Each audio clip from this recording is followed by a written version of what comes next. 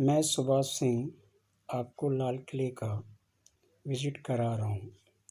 इस समय हम टिकट घर लाल किले के गेट नंबर 2 पर हैं। एक व्यक्ति का टिकट 50 रुपये का और संग्रहालय देखने के लिए 80 रुपये का मिलता है। ये लाल किले की दीवार है जो प्राचीर ये लाल बालुआ पत्थर से बनी हुई है, इसीलिए इसे लाल किला कहा जाता है। इसे सम्राट शाहजहाँ ने 17वीं शताब्दी में 1639 से 1648 के बीच में बनवाया। इसके सामने वाले नगर को शाहजहानाबाद अर्थात पुरानी दिल्ली कहते हैं।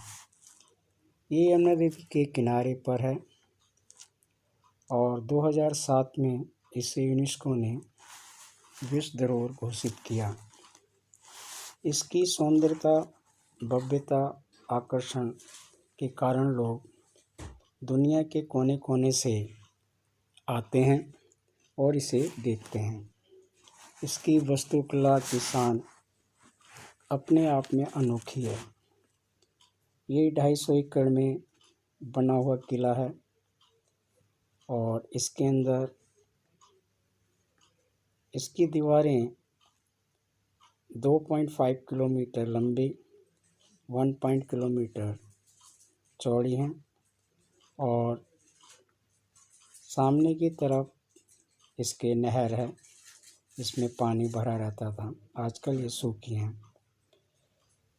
इसकी दीवार जो दिल्ली साइड में है वो 110 फीट ऊंची है और जो दीवार जमुना की नदी किनारे की तरफ है उसकी ऊंचाई 60 फीट है।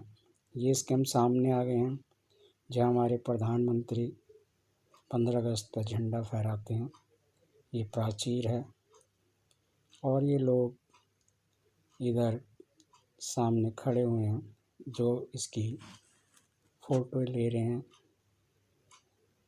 और ये सामने जो है लाइन भी लगी हुई है इसके अंदर जाने के लिए। अब हम इसके अंदर जाने के लिए लाइन में चलते हैं।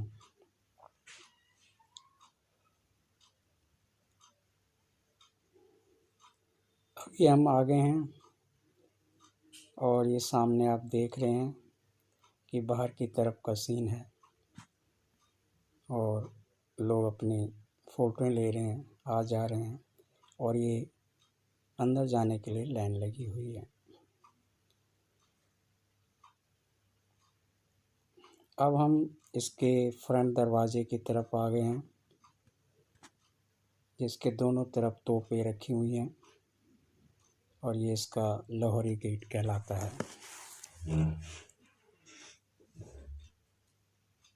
लाहौरी गेट के अंदर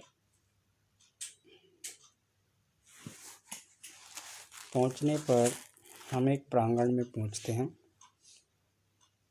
जो काफ़ी खुला है।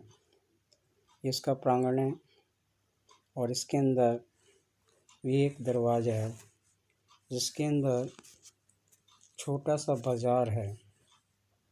ये बाज़ार मीना बाज़ार के नाम से जाना जाता है और ये इसकी प्राचीर देख रहे हो कितनी काफ़ी ऊंचे है और ये इसका अंदर जाने का रास्ता है। अब इस समय हम ये मीना बाज़ार के अंदर आ गए हैं। मीना बाज़ार में ये छोटी छोटी दुकानें हैं जो किसी समय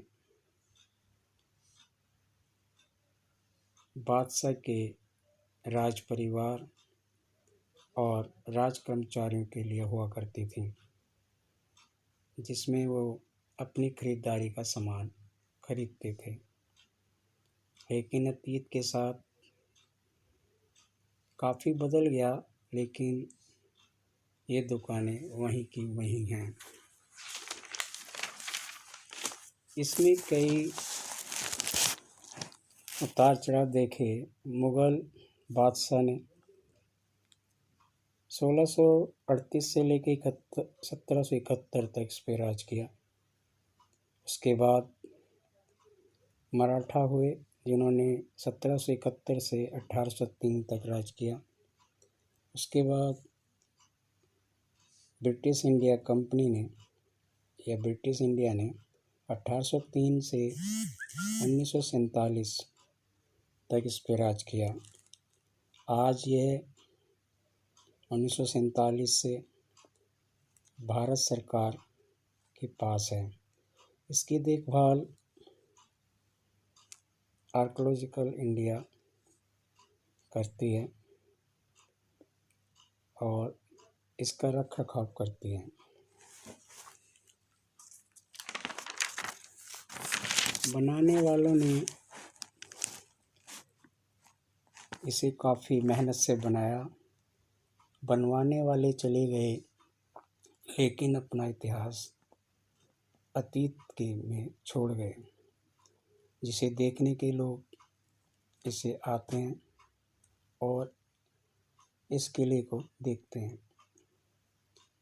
जिसे कभी किसी ने नहीं देखा, आज उसे एक मुसाफिर खाने की तरह देखा जाता है।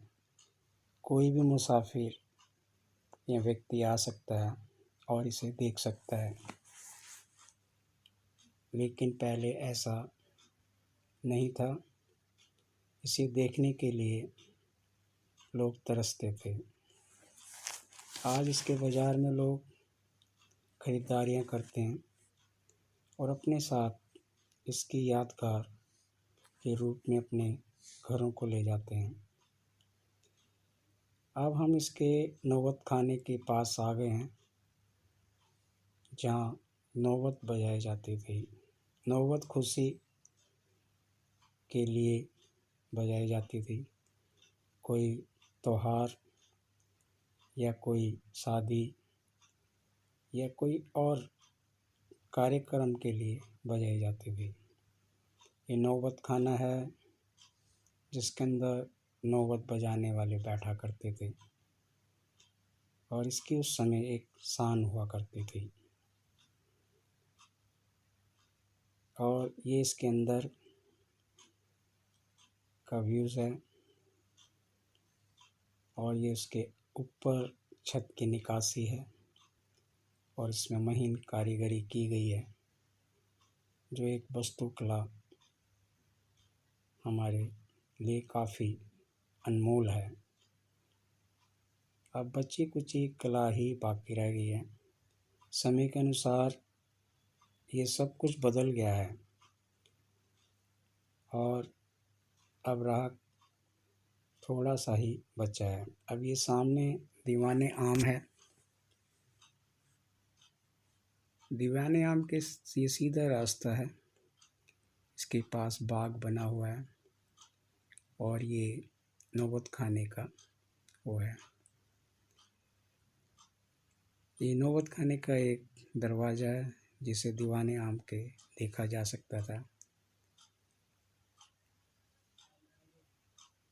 अब ये हम दीवाने आम में आ गए हैं।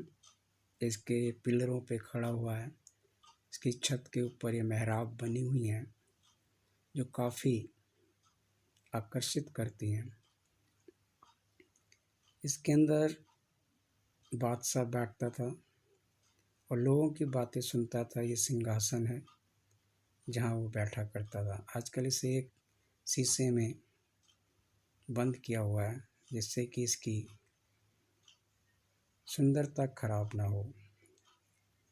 लोग इसे देखने आते हैं और इसके पीछे की तरफ महारानी या इनके खानदान के लोग बैठा करते थे और सलाह दिया करते थे।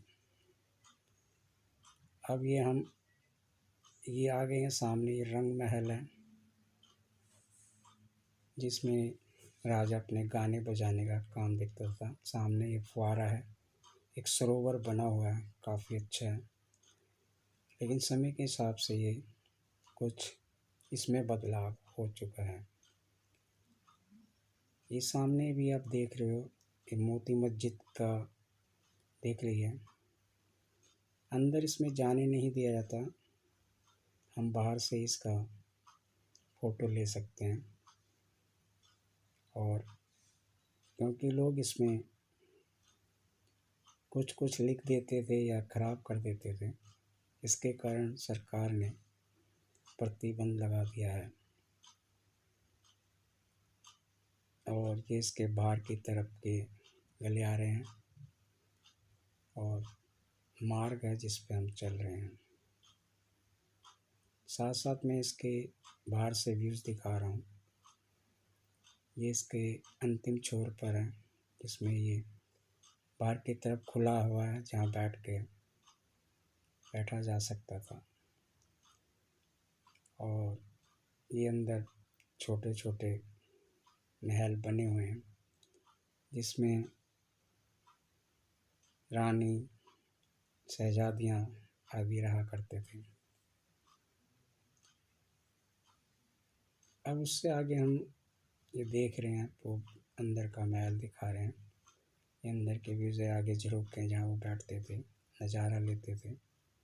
बीचों बीच नहर नुमा नाली है जिसमें पानी बहा करता था और उससे महल को ठंडक मिलती थी। और काफ़ी अच्छा महल है। इसकी अंदर की जो कारीगरी है वो देखने वाली है, काफ़ी अच्छी हैं। इसमें हीरे जवाहरात जड़े हुए थे, जो कि समय के साथ लोग इसे लूटकर अपने अपने देश ले गए।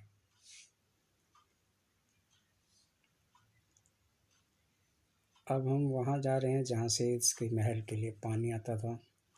इसे नहर वशियात कहते हैं। ये मोती मस्जिद है, इसे औरंगजेब ने बनवाया था अपनी नमाज पढ़ने के लिए। और ये जहाँ से पानी पूरे महल में जाता था, ये उसकी जगह है जिसे नहर वशियत कहते नाम से जानते हैं। अब सामने हम आ गए हैं, ये बुर्ज है जिसे शाह बुर्ज कहा जाता था।